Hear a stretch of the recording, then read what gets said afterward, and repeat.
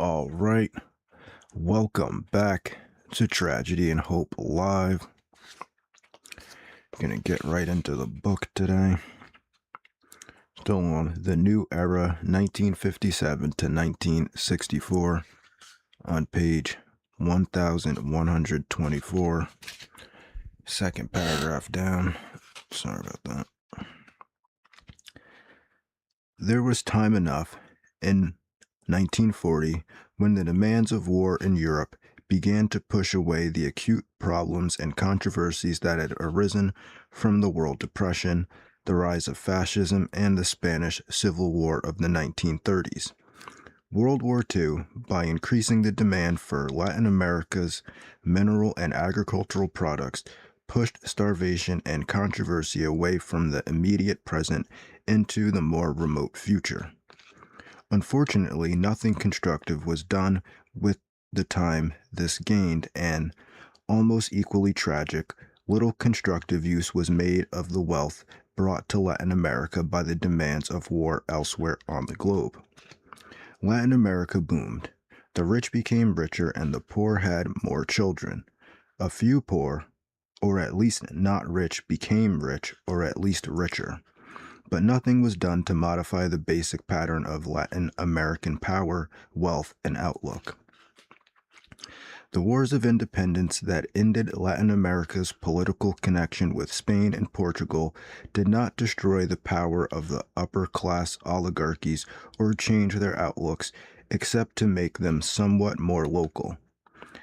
It was about a century, say from 1830 to 1930, before the oligarchic alliance of army, landlords, bankers, and upper clergy was seriously challenged in their exploitation of the peasant subjects or the natural resources of their local areas.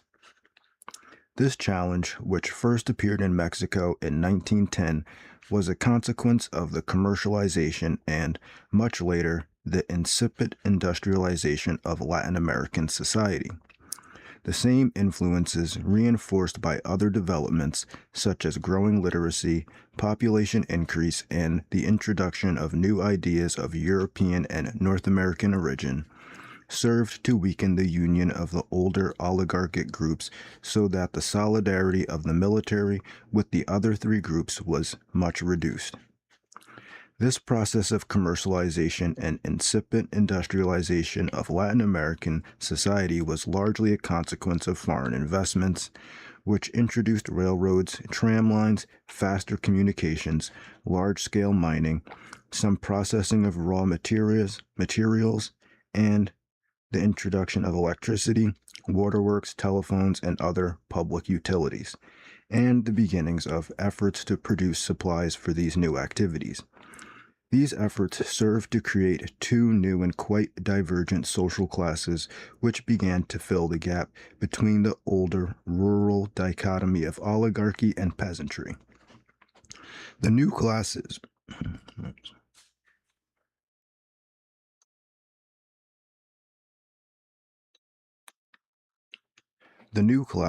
both largely urban, were labor and bourgeois.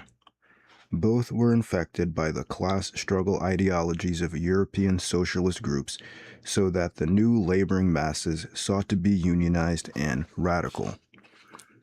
Both groups were much more political than the old peasant class had ever been. A chief consequence of the whole development was the urbanization and radicalization of Latin American society. From the political point of view, these developments made the power relations of Latin America much more complex and unpredictable. For one thing, the army was no longer completely dependent on the landlord groups for support, but found, on the contrary, that its urban bases were under pressure of local labor union controls of its supplies, while its relations with the bourgeois groups were much more ambiguous than its relations with the landlord group had previously been. At the same time, the influence of the clergy was generally weakened by the influx of anti-clerical ideas of European origin into both the new urban groups and, to a much smaller extent, to the peasants. These changes have not occurred in all areas of Latin America. Indeed, many areas remain much as they were in the 1880s. But in Mexico, Argentina, and Brazil, the process has gone far enough to modify the whole social pattern, while in some lesser areas like Bolivia, Uruguay, Costa Rica, and above all Cuba, drastic changes have been occurring. In Mexico, the revolution has continued for more than half a century. During at least half of that period, the chief problem was the control of militarism, a task that must be done in all of Latin America.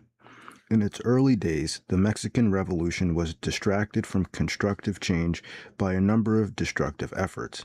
For example, its attack on foreign capital led to more damage than good by curtailing foreign investments and foreign technological skills. At the same time, its emphasis on agrarian reform distracted attention from the real agricultural problems to the pseudo-problem of land ownership. The real problem is that of increasing agricultural production, regardless of agrarian arrangements. These three early problems have been to some extent overcome. The Mexican army is now largely professional and relatively non-political and responsive to civilian controls. For more than a generation now, the army has not overthrown a government. At the same time, political stability has been increased by the depersonalization of political life, by circulation of leadership within one dominant party, by the establishment of some political principles, including the very significant one of no re-election of the president, and by the use of political power to encourage some progressive tendencies, such as more public funds for education than for defense, encouragement of improved communications and transport, of foreign investment, and of balanced economic development. Many acute problems remain, such as an exploding population, acute poverty, and a very low level of social welfare. But these things have been moving, and in a hopeful direction. During the 2 decades before 1962, the gross national product rose over 6% a year, while industrial production rose more than 400% in that period. The political system itself is corrupt.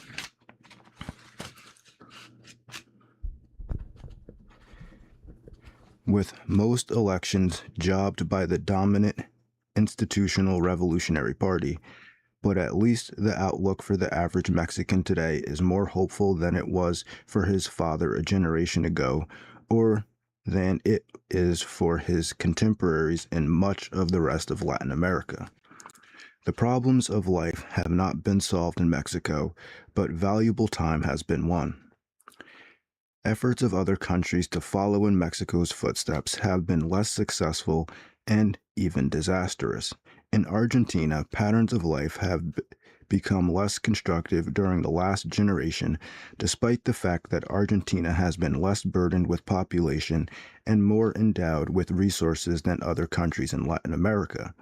But lack of moral principles and excess self-indulgence has betrayed all efforts to obtain better patterns of life. This was evident in the career of Juan de Perón, an army officer who came to power by a coup d'etat in 1943 and sought to base that control on an alliance of the military with the workers. He built up a strong labor movement, but his concern with maintaining his own power, his lack of any overall plan, and his basically unprincipled outlook led to a disintegration of his movement and his overthrow by his own military forces in 1955. The waste of resources by inefficiency and corruption under Perón has left Argentina disorganized and divided, with real power increasingly in the hands of the armed forces, if they could agree on anything, and with many people looking backwards with regret to the more affluent days of Perón. The disintegration of Argentina, which lacked the basic problems that have haunted most Latin American countries, helps to demonstrate the significant role played in Latin American backwardness by unconstructive patterns, especially patterns of outlook. Argentina did not have such problems as excess population, lack of capital, poor and unbalanced resources, extreme poverty, social disorganization, or illiteracy, which is below 10%.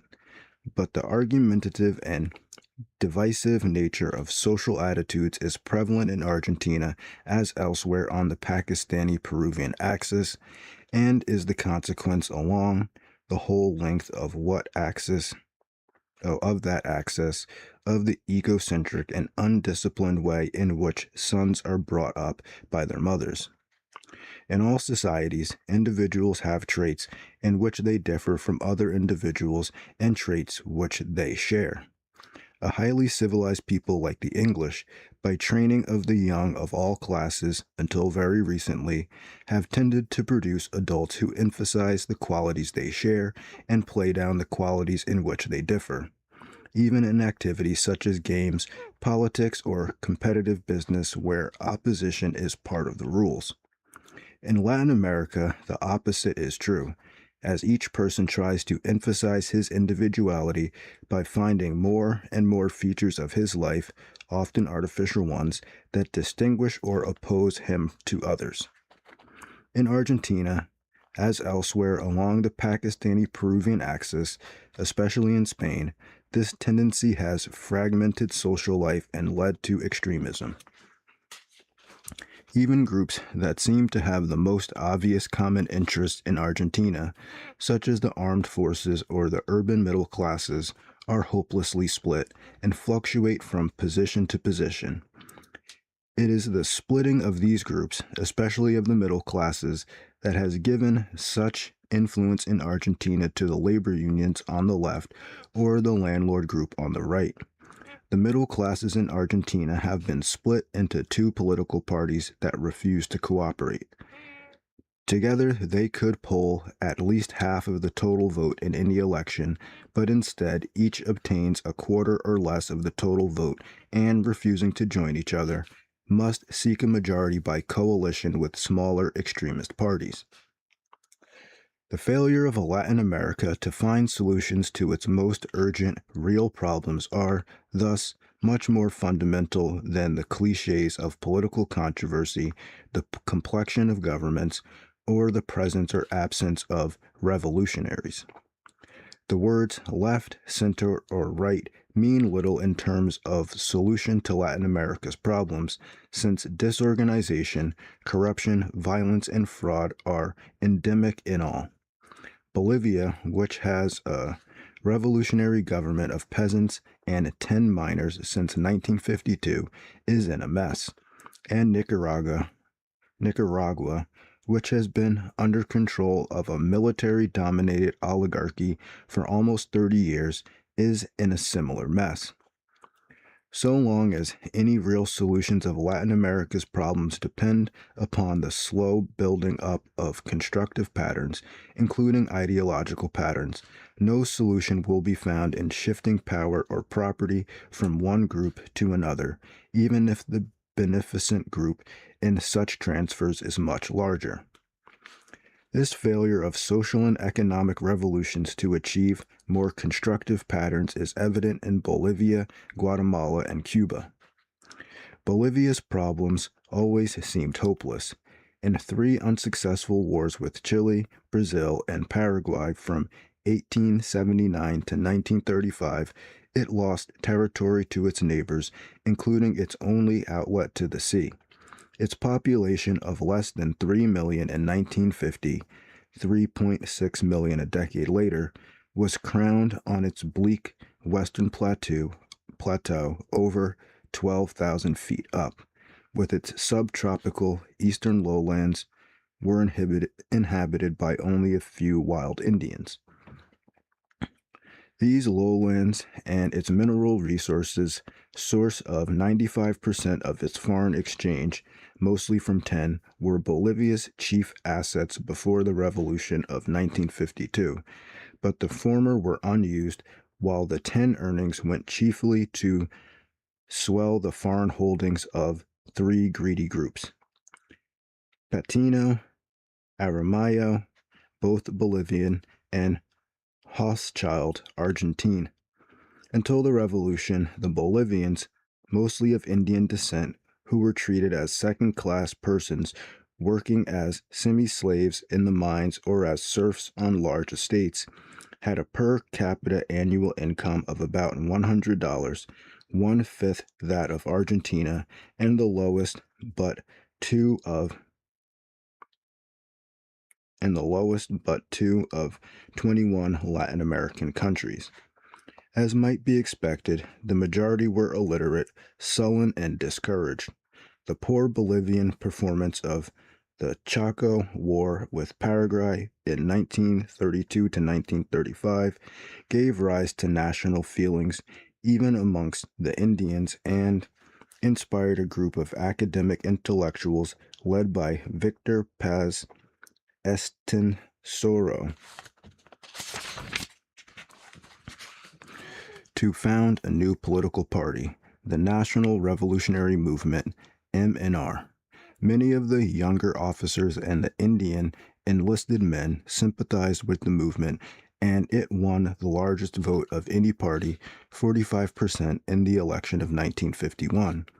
The older officers prevented the MNR from participating in the new government, but their junta split and returned from exile to become president with Juan Lechin, leader of the Revolutionary 10 Miners Union, as his chief aide.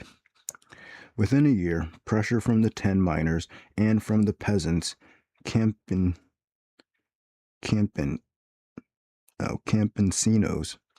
forced the new regime to nationalize the mines and to break up many of the large estates into small peasant holdings.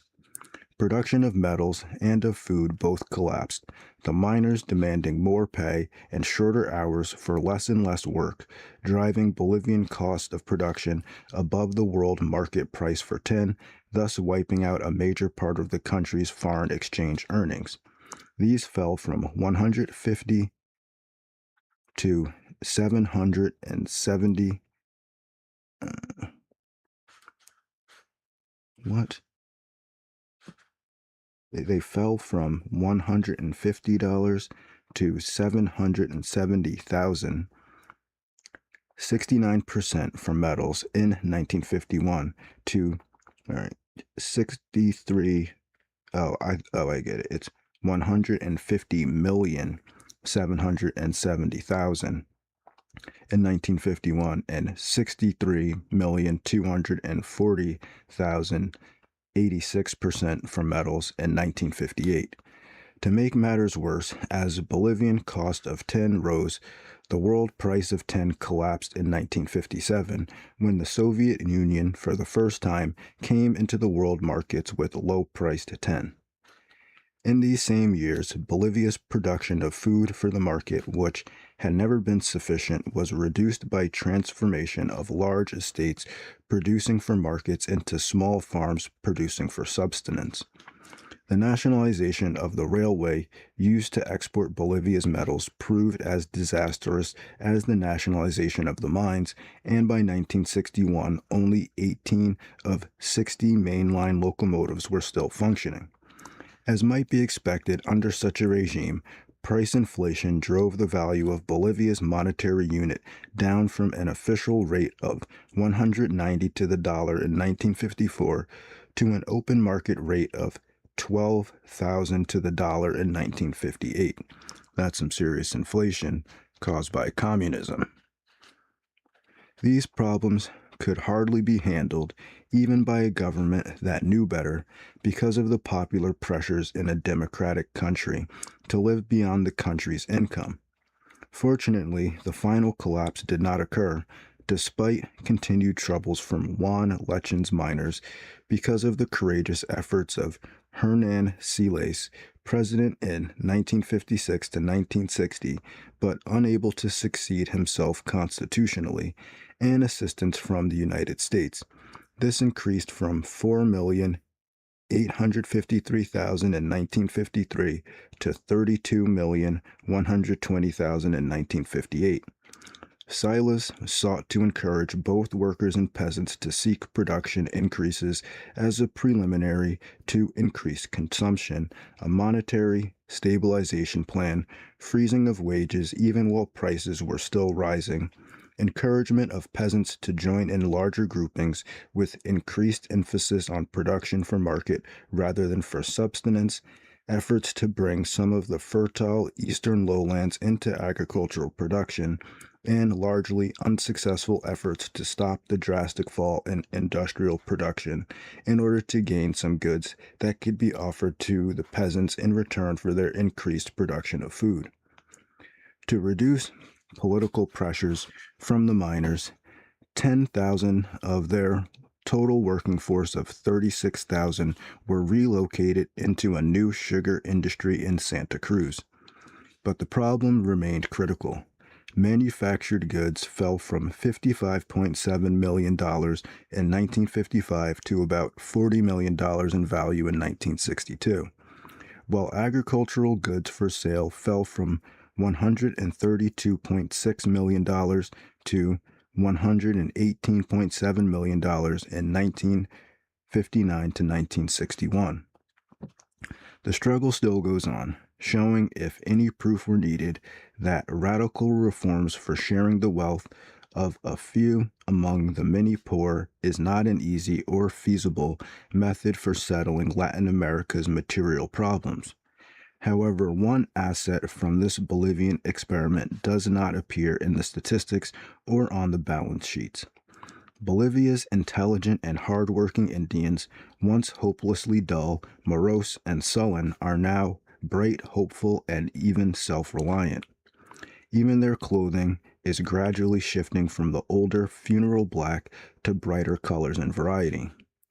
Few contrasts could be more drastic than that between the Bolivian revolutionary government, in which a moderate regime was pushed toward radicalism by popular pressures and survived year after year with American assistance, and Guatemala's revolution, where a communist-inspired regime tried to lead a rather inert population in the direction of increasing radicalism, but was overthrown by direct American action within 3 years. 1951 to 1954. Guatemala is one of the banana republics. This perishable fruit, with a world production of 26 billion pounds a year, forms 40% of the world's trade in fresh fruit, with almost 70% of the world's total produced in Latin America and almost 57% of all the world's bananas exports going to North America. The retail value of Latin America's part of the world trade in bananas is several $billion a year, but Latin America gets less than 7% of that value. One reason for this is the existence of the United Fruit Company, which still owns 2 million acres of plantations in 6 Latin American countries with 1,500 miles of railroad, 60 ships, seaports, and communication networks. This corporation handles about a third of the world's banana sales and about 2/3 of the American sales. It controls 60% of the bananas exports of the 6 banana republics: Guatemala, Honduras, Costa Rica, Ecuador, Colombia, and Panama, and accounts for over 40% of the foreign exchange earnings in 3 of the 6 countries. It pays about $145 million a year into the 6 countries and claims to earn about $26 million in profits on its $159 million investment each year. But this profit figure is about 16.6% a year. But this profit figure of about 16.6% a year is undoubtedly far below the true figure. The United States suit against United Fruit in 1954 to 1958 claimed that the latter controlled 85% of the land suitable for banana cultivation in 5 countries and ordered it to get rid of most of its subsidiary transportation, distribution, and land operations by 1970. At the time, about 95% of the land held by United Fruit was uncultivated. The antitrust consent decree even if carried out, will not materially reduce United Fruit influence in Central America, since its relations with its subsidiaries can merely be shifted from ownership to contractual arrangements. So that's again like the splitting up the corporations. Whenever they get an antitrust thing, they just split it up into many different corporations that are still owned by the same stockholders. Guatemala, like Bolivia, has a population that consists largely of impoverished Indians and mixed blood mestizos. From 1931 to 1944, these were ruled by the dictator Jorge Ubico, the last of a long line of corrupt and ruthless tyrants. When he retired to die in New Orleans in 1944, free elections chose Juan Jose Arevalo, 1945 to 1950, and Jacobo Arbenz Guzman, 1950 to 1954, as presidents. Reform was long overdue, and these two administrators tried to provide it, becoming increasingly anti-American and pro-communist over their 9-year rule. When they began, civil or political rights were almost totally unknown, and 142 persons, including corporations, owned 98% of the arable land. Free speech and press, legalized unions, and free elections preceded the work of reform, but opposition from the United States began as soon as it became clear that the Land Reform Act of June 1952 would be applied to the United Fruit Company. This act called for redistribution of uncultivated holdings above a fixed acreage or lands of absentee owners, with compensation from 20-year 3% bonds equal to the declared tax value of the lands. About 400,000 acres of United Fruit lands fell under this law and were distributed by Arbenz Guzman government to 180,000 peasants. This and other evidence was declared to be communist penetration of the Americas, and John Foster Dulles, in a brief visit to the OAS meeting at Caracas in 1954, forced through a declaration condemning Guatemala. The Secretary of State left the execution of this condemnation to his brother, Allen Dulles, director of the Central Intelligence Agency, which soon found an American-trained and American-financed Guatemalan colonel, Carlos Castillo Armas, who was prepared to lead a revolt against Arbenz. With American money and equipment and even some American volunteers to fly surplus American planes, Armas mounted an attack of Guatemalan exiles from bases in two adjacent dictatorships, Honduras and Nicaragua. Both of these countries are horrible examples of everything a Latin American government should not be: corrupt, tyrannical, cruel, and reactionary. But they won the favor of the United States Department of State by echoing American foreign policy at every turn. Nicaragua, often a target of American intervention in the past, was decayed, dirty, and diseased under the 20-year tyranny of Anastasio Somoza, 1936 to 1956. His assassination in 1956 handed the country over to be looted by his two sons, one of whom became president while the other served as commander of the oversized National Guard. In 1963, the presidency was transferred to Somoza's stooge, Rene Schtick. From these despotic bases, the CIA directed assault of Colonel Armas, overthrew Arbenz Guzman in 1954, and established in Guatemala a regime similar to that of Somoza's. So I guess they were Guatemalans, since they were smaller. All civil and political freedoms were overthrown, the land reforms were undone, and corruption reigned. When Armas was assassinated in 1957 and a moderate elected as his successor, the army annulled those elections and held new ones in which one of their own, General Miguel Eudores Fuentes was elected. He liquidated what remained of Guatemala's socialist experiment by granting these enterprises at very reasonable prices to his friends while collecting his own pay of $1 million a year. Discontent from his associates led to a conservative army revolt against Eudores in November 1960, but American pressure secured his position.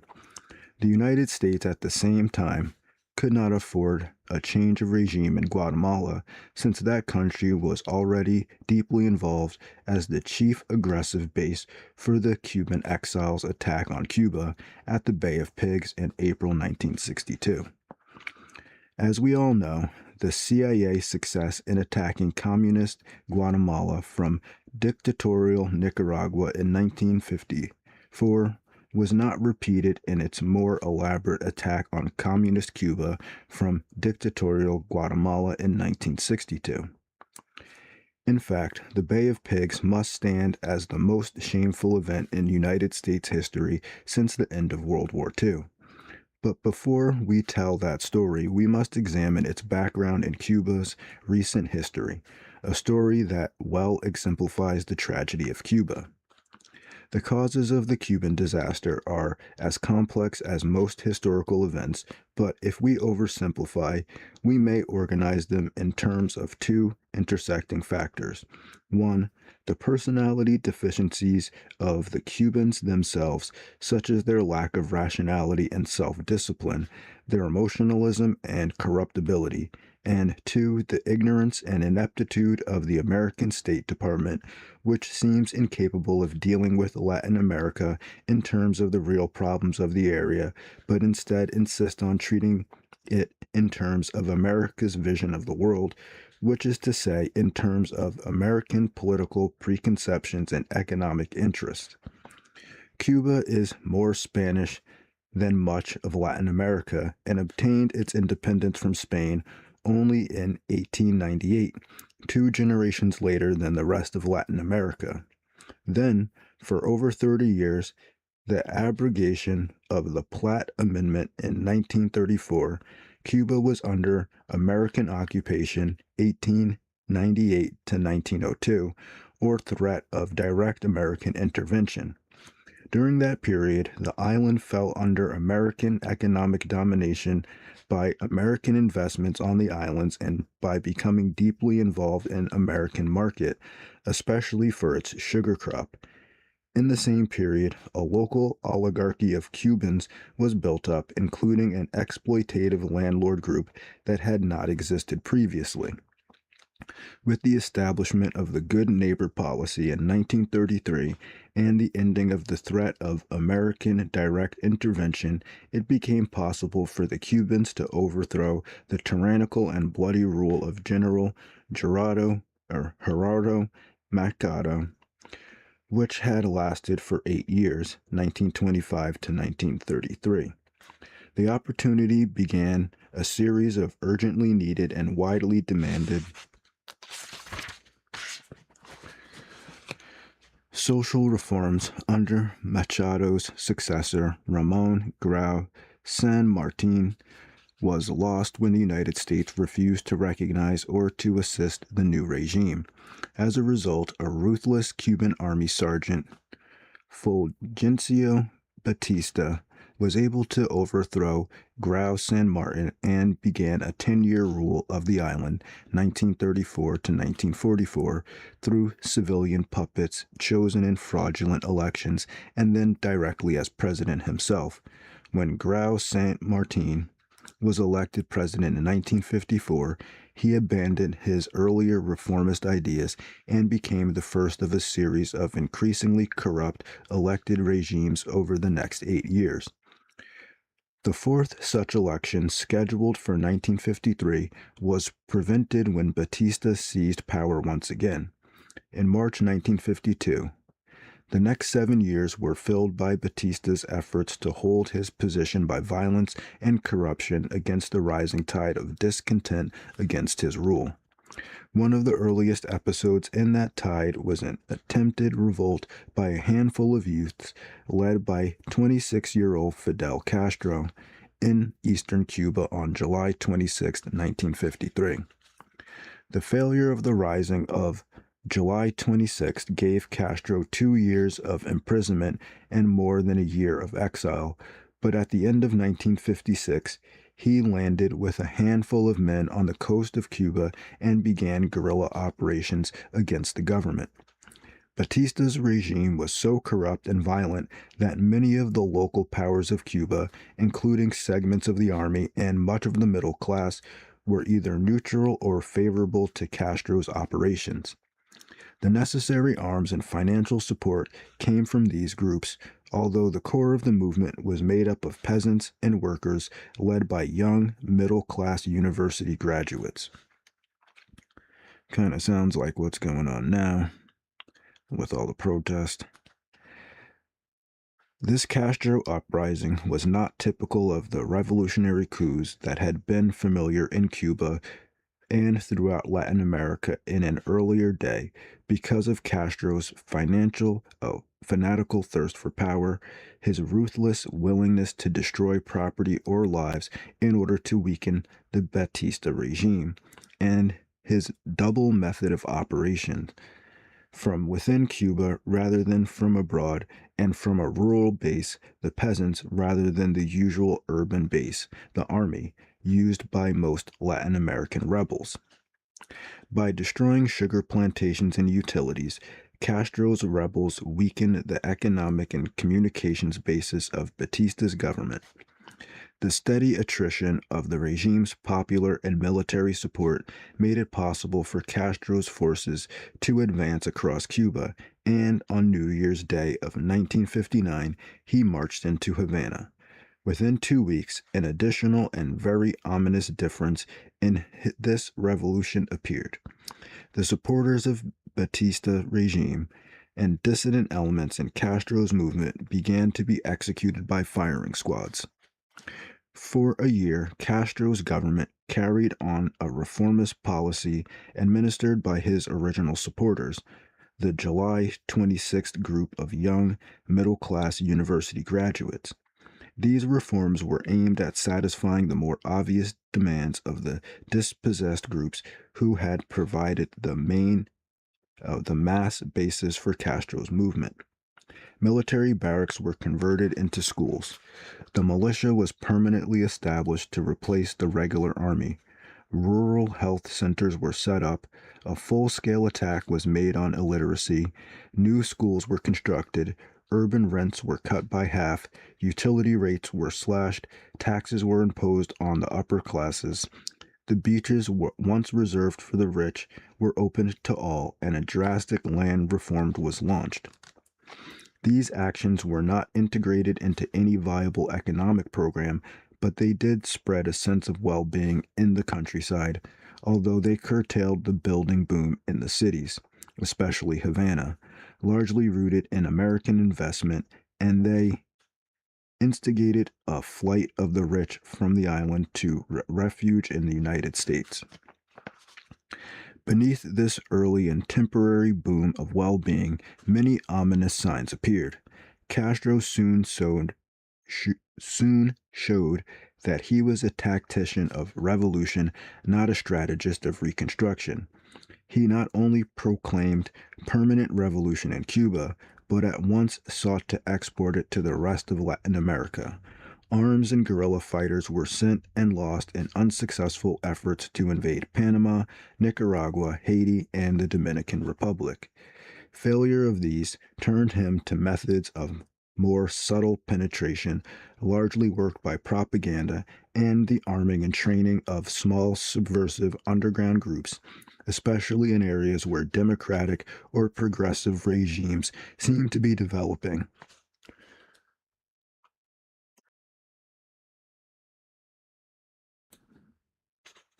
As in Venezuela under Betancourt or Colombia under Alberto Lleras Camargo. At the same time, an unsuccessful effort was made to persuade all Latin America to form an anti-Yankee front. although the United States in October 1959 had promised to follow a policy of non-intervention towards Cuba. These changes within the island, and especially the long visit there of Soviet Deputy Premier Anastas Mikoyan in February 1960, forced a reconsideration of this policy. The Mikoyan Agreement promised Cuba petroleum, arms, and other needs for its sugar, although the price equivalent allowed for sugar was only 4 cents a pound at a time when the American price was 6 cents. By June 1963, when the world sugar prices reached 13 cents, the USSR raised its price for Cuban sugar to 6 cents. This trade agreement was followed by establishment of diplomatic relations with the Soviet Union in May and with Red China later that year. The Soviet embassy in Havana became a source of communist subversion for all of Latin America almost at once, while in September, Khrushchev and Castro jointly dominated the annual session of the General Assembly of the United Nations in New York. As part of the trade agreement with Russia, Castro obtained Soviet crude petroleum for Cuban sugar. When he insisted that American-owned refineries in Cuba process this oil, they refused and were at once seized by Castro. The United States struck back by reducing the Cuban sugar quota in the American market, which led step by step to Castro's sweeping nationalization of foreign-owned factories on the island. The United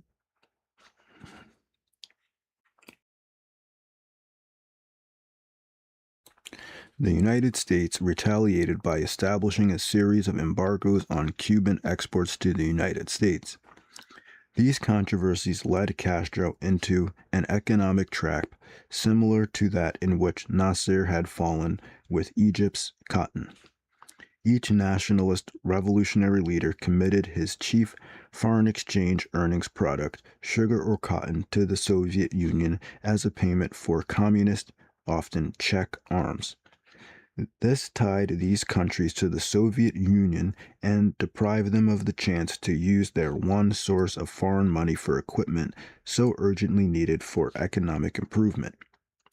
By December 1960, when American diplomatic relations with Cuba were broken off, the Cuban economic decline had begun and soon reached a point where standards of living were at least a third below the Batista level, except for some previously submerged groups. So again, we can see as soon as the capitalists stop helping the communists, the economy fails and they start to go backwards. At the end of 1960, the Eisenhower administration decided to use force to remove Castro. This decision was a major error and led to a totally shameful fiasco. The error apparently arose in the Central Intelligence Agency. Oh, really? The CIA made a mistake? And was based on a complete misjudgment of the apparent ease with which that agency had overthrown the Arbenz regime in Guatemala in 1954 by organizing a raid of exiles armed and financed by the CIA into Guatemala from Nicaragua. The CIA analyzed this apparently successful coup quite incorrectly, since it assumed that Arbenz had been overthrown by the raiding exiles when he had really been destroyed by his own army, which used the raid as an excuse and occasion to get rid of him. But on this mistaken basis, the CIA in 1960 decided to get rid of Castro by a similar raid of Cuban exiles from Guatemala. This decision was worse than a crime. It was stupid. A unilateral, violent attack on a neighboring state with which we were not at war, in an area where we were committed to multilateral and peaceful procedures for settling disputes, was a repudiation of all our idealistic talk about rights of small nations and our devotion to peaceful procedures that we had been pontificating around the world since 1914. It was a violation of our commitment to non-intervention in the Americas and specifically in Cuba. In sequence to our CIA intervention in Guatemala, it strengthened the Latin American picture of the United States as indifferent to Latin America's growing demand for social reform and national independence, and as hostile to these when they conflicted with its own drives for wealth and power. Moreover, the attack on Cuba was ill-advised at a time when Castro's prestige at home was rapidly dwindling and when opposition was rising to his chaotic rule throughout the island. And finally, the whole operation, patterned on Hitler's operations to subvert Austria and Czechoslovakia in 1938, was bungled as Hitler could never have bungled anything. The project was much of Dulles' brother's job, and its execution was largely in the hands of the Central Intelligence Agency, which organized the expeditionary force from Cuban exiles, financed and armed them, and supervised their training in Guatemala and elsewhere. The plan of the invasion of Cuba seems to have been drawn on typical Hitler lines. The expeditionary force was to establish a beachhead in Cuba, set up a government on the island, be recognized by the United States as the actual government of Cuba, and ask Washington for aid to restore order in the rest of the island, which it did not yet control. The Joint Chiefs of Staff approved of the plan, and President Kennedy was persuaded to accept it after his inauguration because of the CIA's argument that something must be done to remove Castro before his newly acquired Soviet armaments become operational. The president was assured that if matters were allowed to go on as they were, Castro would be strengthened in power, which was untrue, and that the invasion would be a success because the Cuban people, led by the anti-Castro underground, would rise against him as soon as they heard of the landing.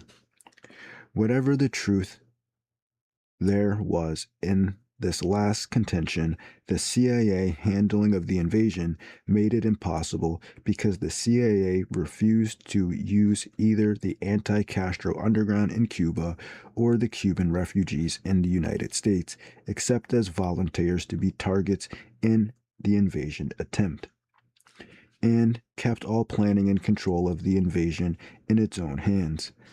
The Executive Committee of Cuban Refugees in the United States, mostly representatives of the older ruling group of Cuba, were eager to restore the inequitable economic and social system that had existed before Castro. They were alienated from the most vigorous anti-Castro groups in the Cuban underground, who had no desire to turn back the clock to the Mercado-Batista era, but wanted to free the social and economic reform movement from Castro, the communist, and the anti-democratic and totalitarian forces that had taken control of it. The CIA would not cooperate with the anti-Castro underground because it was opposed to their wish for social and economic reform, and it would not use the Miami Refugee Committee because it doubted their own discretion or fighting spirit. So literally the CIA didn't want to actually work with the populist population to give Cuba back to the actual Cuban people. Like I said before with the same thing with the Venezuela thing, they have a group of people that they set up during the capitalist period that they use as basically a front to control Cuba through indirect rule, and they wanted to install those people in, and the Cuban people were like, nah, we don't want to do a dictatorship, but we also don't want to go back to being completely poor with 35 people ruling over everyone on the island.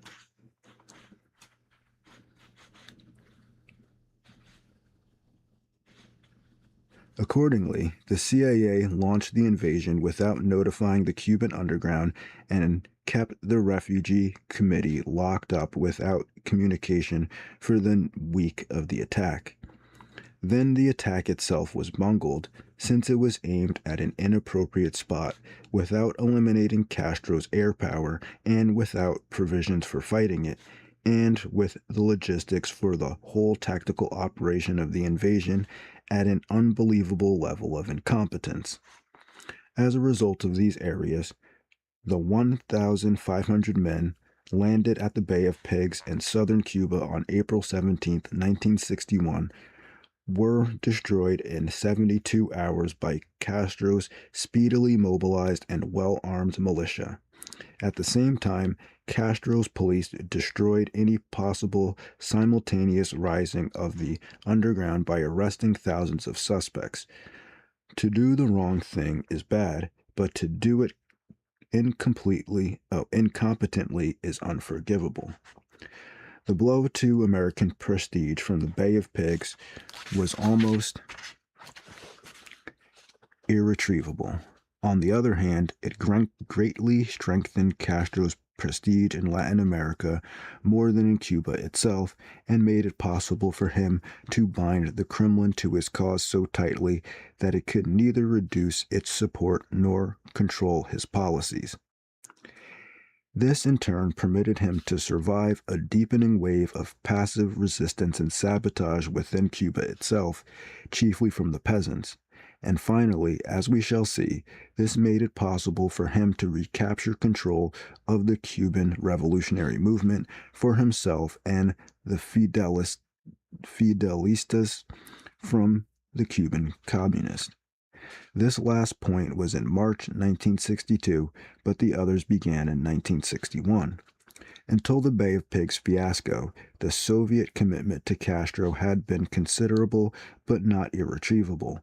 Soviet armaments began to arrive as early as July 1960, and in the first year exceeded 30,000 tons valued at $50 million. As payment, the communist bloc's portion of Cuba's export trade rose from 2% to 75%. Within a year of the failure of the Bay of Pigs, Sino-Soviet military support for Castro doubled.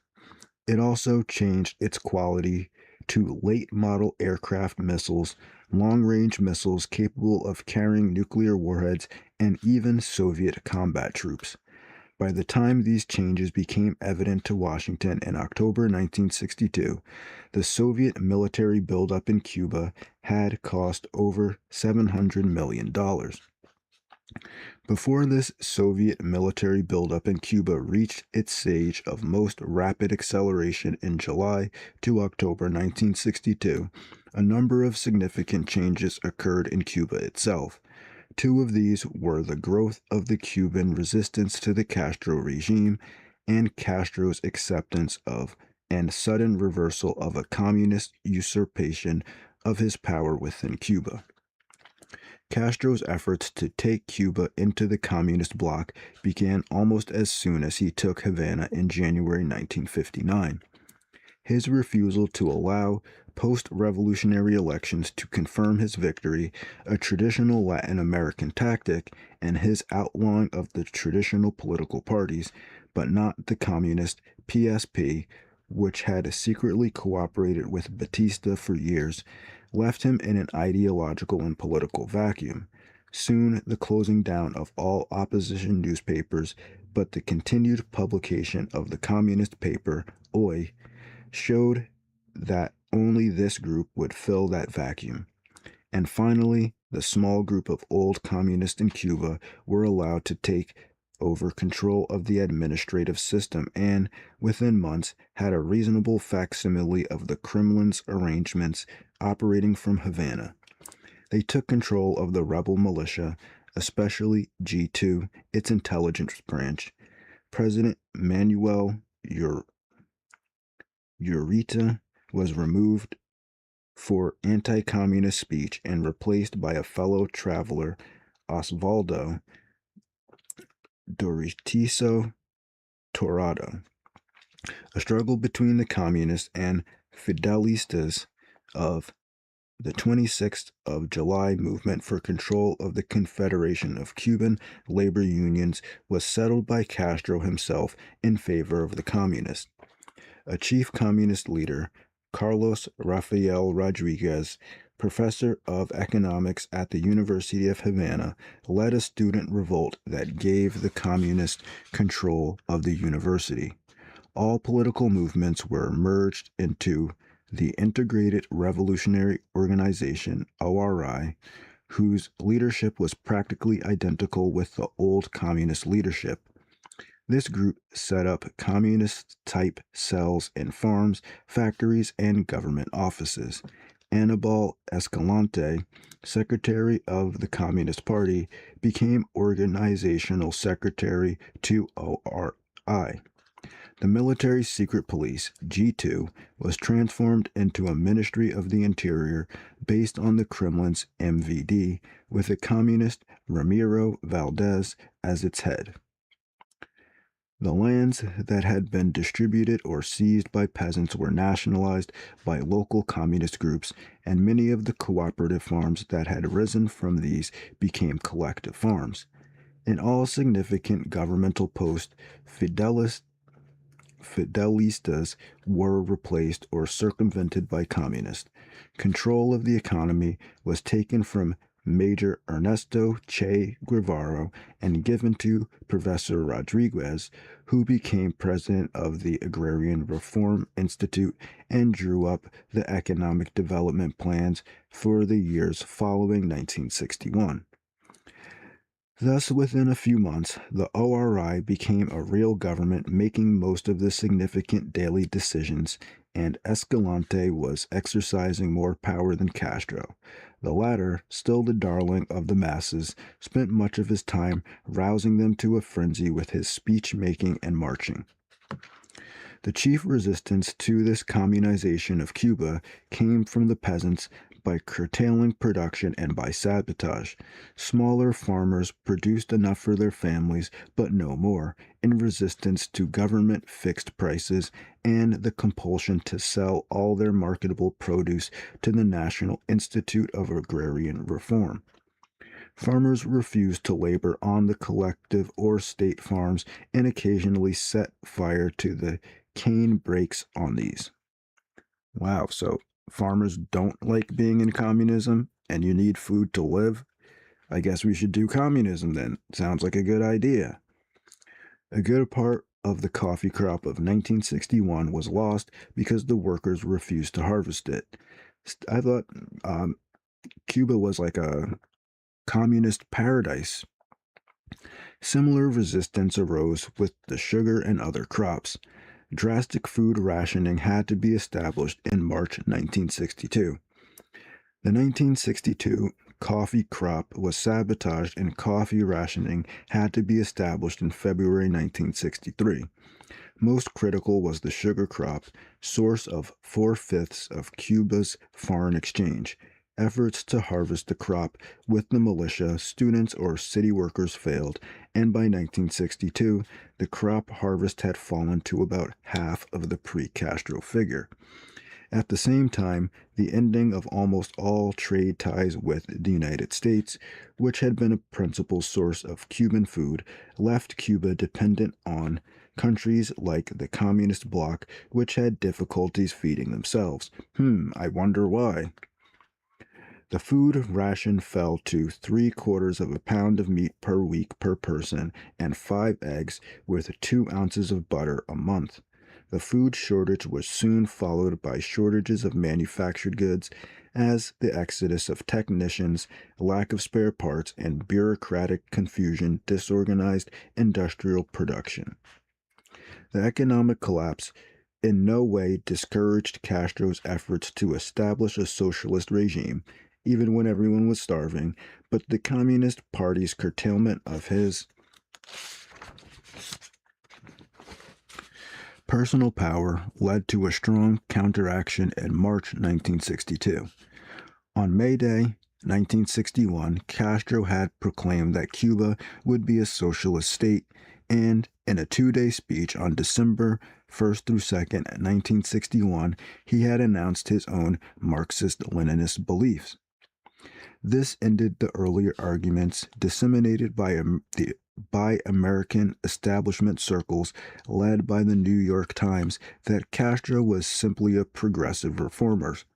But despite his statements, he was not in any way a convinced communist or a convinced anything else, but was a power-hungry and emotionally unstable individual filled with hatred of authority himself and restless unless he had constant change and megalomaniacal satisfaction. His tactical skill, especially in foreign affairs, is remarkable and shows similarity to Hitler's. His allegiance to communism had nothing to do with ideological conviction or devotion to the Kremlin, but arose from his recognition that Russia was the only power in a position to counterbalance the United States and was to him preferable to the United States both because of its greater distance and because its ideological pretenses would never allow it to permit an admitted communist state like Cuba to be attacked by the United States. Thus, Castro sought to get the Soviet Union more deeply committed to Cuba so that it could not disentangle itself, whatever Castro did, but must protect him from the United States, even when he openly disregarded its advice. In the same way, Castro was willing to build up his indebtedness to the Soviet Union because the communist commitment would not allow the Kremlin to do anything drastic to collect such a debt. For these reasons, Castro wished to join the Warsaw Pact, but this, at least Moscow was able to prevent. At the same time, Castro recognized that his own adoption of communist ideology would not weaken him in Latin America, where the impoverished masses care nothing about ideologies, and the middle classes, especially the youth and university students, like communism as an ideology, although it has little influence on their own actions or political behavior. All right, I think I'm just going to stop reading there. Now we can see again the repeated pattern that keeps on coming up with all these communist countries is the fact that they cannot produce food. The leaders are like hardcore, like narcissistic, power-hungry people because there's no democratic process. So how you get to the top of the political hierarchy is just basically by killing your rivals, subverting your rivals, creating propaganda, trying to get the poor people on your side when in fact all you're going to do is do the same thing, is just become another dictator that takes 90% of their produce and all this other stuff and makes deals with global power blocks like Russia or the United States. So, I mean, I think the authentic, peasant uprising type of stuff, even though it's not the most economically beneficial thing, is a more legitimate grassroots thing. And we can see that, Castro was obviously trying to play the United States off of Russia in order to just gain his own power. It wasn't really mainly about communism or capitalism. It was just about him being in control. And you can see that because he let the peasants starve and they stopped producing food. And if he had worked with the United States, as they were doing before, you could see when they were working with the capitalist, everything was going up. The numbers were going up. The GDP was going up. Food production was going up. Population health was going up. As soon as the communists come in and take over, then health goes down, population goes down, food production goes down. The only thing that goes up is dictatorship and pain and suffering.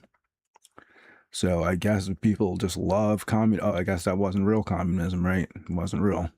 Okay. People love it. And you can see, again, it's these middle-class university students that are the most suckered into communism. The peasants, the poor people, they just want to improve their social conditions, and they're not the most educated people. So when people come along and promise them ways to improve their life, improve their social conditions, and improve their children's lives, they're ready to listen up. But these university students, these ideological university students, were really deep into like the communist revolution, which doesn't even make sense because they're middle class and university students. So We can see a lot of parallels with what's going on today with the left, and not all people on the left, but Antifa and some of these more radical groups. Very similar stuff. So I will end the video there. Thanks for watching if you did. If you didn't, you won't hear this part anyway. So have a good day and peace.